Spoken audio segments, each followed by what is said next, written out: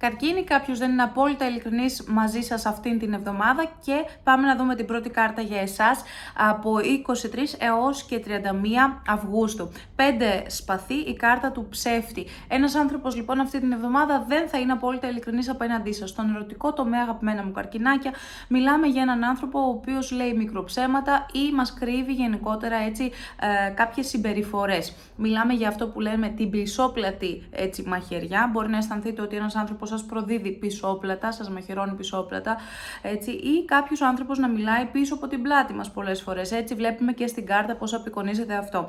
Το ίδιο ισχύει και για τον επαγγελματικό τομέα. Λίγο προσοχή, αγαπημένοι μου καρκίνοι, έτσι, στα πρόσωπα τα οποία εμπιστεύεστε στο τομέα της δουλειάς. Πάμε να δούμε δεύτερη κάρτα για εσάς για αυτή την εβδομάδα. Γράψτε μου κάτω στα σχόλια πώς είστε και πώς περνάτε. Τελευταία εβδομάδα του καλοκαιριού, με μια μεγάλη πανσέλινο, η κάρτα του ήλιου φαίνεται πως ξεκαθαρίσματα αυτή την εβδομάδα θα σας απασχολήσουν. Μπορεί να χρειαστεί να γίνουν κάποιες συζητήσεις ξεκαθαριστικές ή γενικότερα να ξεκαθαρίσει το τοπίο.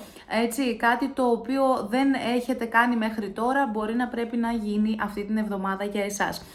Στον ερωτικό τομέα μπορεί να σας απασχολήσουν θέματα που αφορούν την οικογένεια, την δημιουργία της οικογένειας, τη σταθεροποίηση μιας σχέσης και την καθαρότητα. Την καθαρότητα τι εννοούμε, αγαπημένοι μου καρκίνοι? Όταν ένας άνθρωπος είναι ειλικρινής απέναντί μας, έτσι, για την ειλικρίνεια κάποιου πάλι. Δηλαδή μιλάμε τώρα στον επαγγελματικό τομέα μπορεί να σας απασχολήσουν αυτή την εβδομάδα κάποια ζητήματα που πρέπει να ολοκληρώσετε. Μιλάμε για ολοκλήρωση με την κάρτα του ήλιου κάποιον project. Πάμε να δούμε λοιπόν τρίτη κάρτα ή κάποιων συμβολέων, έτσι, μπορεί να μιλάμε και για την ολοκλήρωση συμβολέων. Πάμε να δούμε τρίτη κάρτα για εσάς, αγαπημένοι μου καρκίνοι. Μην ξεχνάτε πως για προσωπικές προβλέψεις μπορείτε να μου στείλετε μήνυμα και να κλείσετε το ραντεβού σας. Για να δούμε λοιπόν. Τρίτη κάρτα για εσάς, Βασίλισσα Μπαστούνη, ένα γυναικείο πρόσωπο το οποίο θα είναι περισσότερο ευέξαπτο, πιο έντονο απέναντί σας, έτσι ίσως με περισσότερο θυμό και θράσος.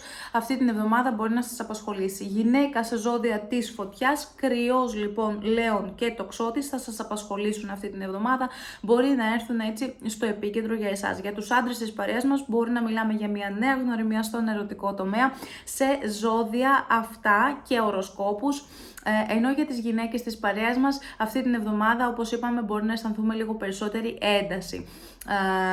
Για τους άντρες της παρέας μας θα πω επίσης ότι η Βασίλισσα Μπαστούνη πολλές φορές δείχνει ότι η σύντροφός μας είναι λίγο περισσότερο έτσι έντονη αυτή την εβδομάδα, μπορεί να παρατηρήσετε ότι έχει περισσότερα νεύρα ή να είναι πιο αντιδραστική. Πάμε να δούμε λοιπόν τώρα τέταρτη κάρτα για εσάς για αυτήν την εβδομάδα. Γράψτε μου κάτω στα σχόλια ποιες από τις κάρτες αισθάνεστε κοντά σας. Κάρτα μηνυμάτων, κάρτα επικοινωνίας αυτή την εβδομάδα. Όσοι από εσάς περιμένετε μηνύματα και τηλεφωνήματα θα τα πάρετε και θα τα λάβετε αυτή την εβδομάδα.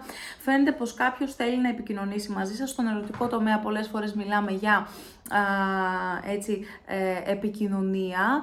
Ένας άνθρωπος ο οποίος μας γράφει ένα μήνυμα, μας παίρνει ένα τηλέφωνο, έτσι. Τώρα στον επαγγελματικό τομέα από την άλλη μπορεί να λάβετε απαντήσεις, όσοι από εσάς περιμένετε έτσι απαντήσεις από προκηρύξεις, από θέσεις που έχετε δηλώσει, έτσι, ή από μια δουλειά την οποία έχετε κάνει μια συνέντευξη αυτή την εβδομάδα, μπορεί να λάβετε απαντήσεις. Πάμε να δούμε λοιπόν τώρα μία κάρτα συμβουλή για εσάς για αυτή την εβδομάδα, αγαπημένοι μου καρκίνοι, και γράψτε μου κάτω στα σχόλια ποιος είναι ο τομέας που σας απασχολεί περισσότερο. Για να δούμε λοιπόν, κάρτα συμβουλή για εσάς είναι αποδοχή της αλλαγής. Φαίνονται μεγάλες αλλαγές, η κάρτα του πύργου για εσάς.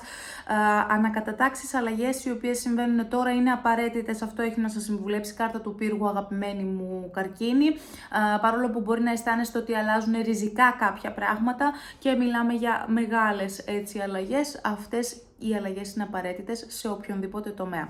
Αγαπημένα μου καρκινάκια, αυτές ήταν οι προβλέψεις σας για αυτήν την εβδομάδα. Κάντε follow και like για να δείτε και τα επόμενα βίντεο. Θα τα πούμε την επόμενη φορά. Καλή εβδομάδα!